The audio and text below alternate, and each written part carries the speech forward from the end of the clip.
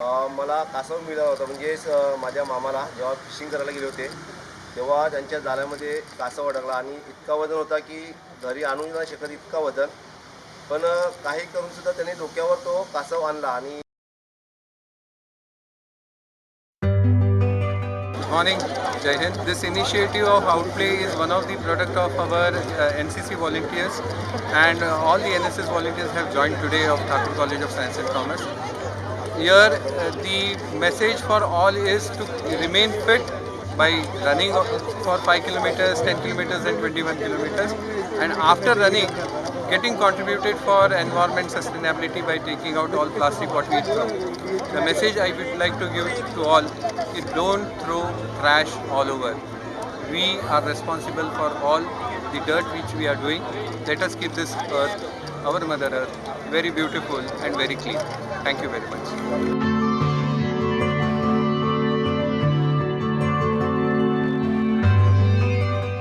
So we are here to run a marathon and clean the beaches to inspire everyone. Okay. And what is the message that you want to give to everyone? We want to give a message that we should clean our beaches wherever we live. We should clean that place. And don't litter. Yes.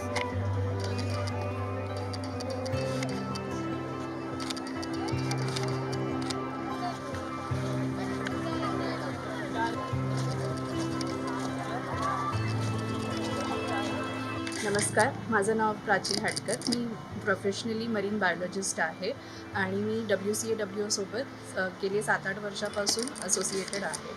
आणि मला C टर्टल्सवर खूप आधीपासून PhD करण्याची इच्छा होती आणि त्यानुसारच मी Dinesh सरांसोबत associated झाले आणि त्याच्यानंतर मला इथे डहाणूला यायचा संधी मिळाली. आणि जेव्हा इथे कळलं की हे सी टर्टल कन्झर्वेशन करतात, बीच क्लीनअप ॲक्टिव्हिटीज करतात, लोकांमध्ये अवेअरनेस ॲक्टिव्हिटीज केल्या जातात. आणि आजचा जो आपला बीच मॅरेथॉन आहे, जी बीच क्लीनअप आपण केली जाते ती ह्या समुद्री कासवांच्या जीवनशैलीसाठी खूप महत्त्वाची आहे. कारण ही जी कासवं आहेत ती फक्त जेव्हा 17-18 वर्षानंतर मॅच्युअर होऊन परत त्याच बीचवर येतात जिथे ते अंडी घालून ते परत पिल्लं म्हणून जी समुद्रात सोडली गेलेली असतात. त्याच्यामुळे हे जे आपण बीच क्लीनअप ॲक्टिव्हिटीज करतो आहे ते त्यांच्या जीवनशैलीचा एक प्रमुख भाग आहे. आणि त्यांना कासवं अशी बीचेस किंवा असे समुद्र किनारे प्रिफर करतात जिथे अजिबात घाण नाही आहे किंवा लोक खूप कमी वस्ती असेल आणि त्यांना शांतता लागते.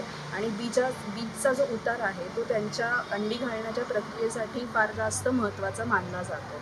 त्याच्यामुळे ही जी आपली मॅरेथॉन आहे ती असं मला वाटतं की या मॅरेथॉनमुळे एक अवेअरनेससाठी खूप सारा एक प्रयत्न WCAW आणि डहाणू वनविभाग करत आहे. थँक्यू. जसं डॉक्टर प्राचींनी सांगितलं की ही जी जखमी कासवं असतात ती जेव्हा आपल्या सेंटरमध्ये ट्रीटमेंटसाठी येतात त्यावेळेला ते बऱ्याच वेळेला खूप अशक्त झालेली असतात. त्यांच्या अंगावर बऱ्याचशा खोल जखमा असतात आणि या जखमा भरायला जवळजवळ 2-3 महिने त्यांना कॅपॅसिटीमध्ये राहावं लागतं.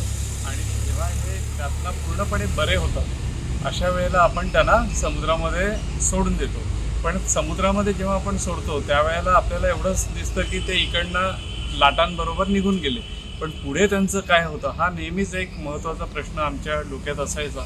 आणि आम्हाला नेहमी असंच वाटायचं की त्यांनी खूप चांगलं आयुष्य नंतर जगावं. जे काही त्यांना इंजरीज झाल्या आहेत आणि त्यातनं त्यांचा मृत्यू होऊ शकला असता, परंतु सेंटरमध्ये आल्यानंतर ट्रीटमेंट घेऊन त्यांना एक नवीन आयुष्य मिळतं ज्यातनं ते परत पुनरुत्पादन करू शकतात. कारण एका कासवाला अंडी घालण्यासाठी जवळजवळ 18 ते 19 वर्षे वाट पाहावी लागते. त्यामुळे ही जी ॲडल्ट सी टर्टल्स आहेत, जी मोठी सी टर्टल्स आहेत ती खूप महत्त्वाची आहेत. म्हणजे 100पैकी 2 सी टर्टल 3 सी टर्टल हे फक्त अंडी देण्याच्या वयापर्यंत जिवंत राहतात.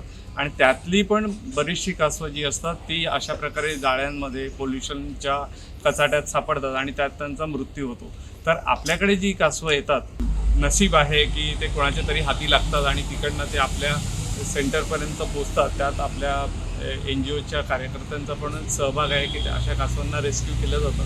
आपण अगदी सिंधुदुर्गापासून देखील सी टर्टल्सना इंजर्ड सी टर्टल्सना रेस्क्यू करून या सेंटरमध्ये आणलेलं आहे. तर त्यांना जेव्हा आपण सोडतो तेव्हा त्यांचं पुढे काय होतं ते बघण्याची आम्हाला नेहमीच उत्कंठा होती. आणि आता जवळजवळ 5-6 वर्षाच्या अथक परिश्रमांनंतर ही घटना घडली आणि आपण आपल्याकडच्या एका कासवाला हा सॅटेलाईट टॅग लावला ज्याला आता आपण डहाणूच्याच किनाऱ्यावरून सोडलं आहे आणि ती जवळजवळ एक 7 ते 8 दिवसांच्या कालावधीतच 25-30 किलोमीटरचा पल्ला पार करून समुद्रात गेली आणि आता ती जवळजवळ दमणपर्यंत पोचली असं तिच्या सिग्नल्सवरनं आपल्याला दिसतंय, which is I think a big achievement for this experiment what we are doing to treat injured sea turtles. आपण जे काही प्रयत्न करतो या कासवांना वाचवण्याचे ते कुठेतरी सफल होताना दिसत आहेत. त्यामुळे हीच गोष्ट आम्हाला ऊर्जा देते, ज्यातनं आम्ही अजून जास्त चांगल्या रीतीने या कासवांची, जखमी कासवांची काळजी घेऊ शकू किंवा मरीन वाईल्ड लाईफची काळजी घेऊ शकू आणि त्यातनं आपण पुढे अनेक इतर वन्यजीवांना, समुद्री वन्यजीवांना वाचवू शकू अशी मी आशा करतो. मला कासव मिळाला होता, म्हणजे माझ्या मामाला जेव्हा फिशिंग करायला गेले होते तेव्हा त्यांच्या जाळ्यामध्ये कासव अडकला आणि इतका वजन होता की घरी आणून नाही शकत इतका वजन. पण काही करूनसुद्धा त्यांनी डोक्यावर तो कासव आणला आणि तिकडचे स्थानिक होते जे मच्छी पकड होते, ते बोलले आम्हाला द्या, आम्ही नेतो. पण ते कशाला नेतात ते काही त्यांनी सांगितलं नाही. मला ते वाटते खाण्यासाठी नेलं असेल, कारण काही लोक ते खातात पण. तर कधी असा आपला समुद्रामध्ये कासव मिळाला तर तो जखमी असेल किंवा नसेल तर आपण घरी आणा, वन विभाग आहेत त्यांना कॉन्टॅक्ट करा किंवा आपले जे काही संस्था आहेत त्यांना कॉन्टॅक्ट करा.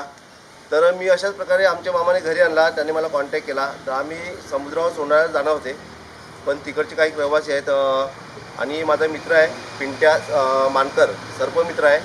पहिलं त्याला कॉन्टॅक्ट केला, त्याने वन विभागवाल्यांचा मॅडमचा मला नंबर दिला, त्यांना कॉल केला मी. त्याने मला सोडू नका, आम्ही येतात. अर्धा एक तास आम्ही त्यांची तिकडे वाट पाहिली केलवा बीचवर. नंतर त्यांचे 2 सहकारी आले, त्यांच्या हवाली आम्ही तो कासव सुखरूत केला. तर नक्कीच आपल्याला जरी असा कुठे जखमी प्राणी किंवा पक्षी किंवा कासव मिळाला तर नक्कीच आपण सोडू नका. तर वन विभाग किंवा संस्था असतील त्यांचे नंबर आपल्याला कुठेही मिळेल, तर त्यांना कॉन्टॅक्ट करा आणि त्यांच्या हवाली करा. धन्यवाद. तर आमची टीम व वन विभागाची टीम तिथे पोहोचल्यानंतर ते समुद्री कासव आपल्या उपचार केंद्रात घेऊन आले आणि त्याच्यावर उपचार करून जवळजवळ 3 महिने उपचार केल्यानंतर त्या जखमी समुद्री कासवाला वाचवण्यात यश आलेलं आहे. त्याच्यासाठी त्यांना एक सन्मानपत्रक आमच्या WCAWAच्या वतीने त्यांना देण्यात येणार आहे.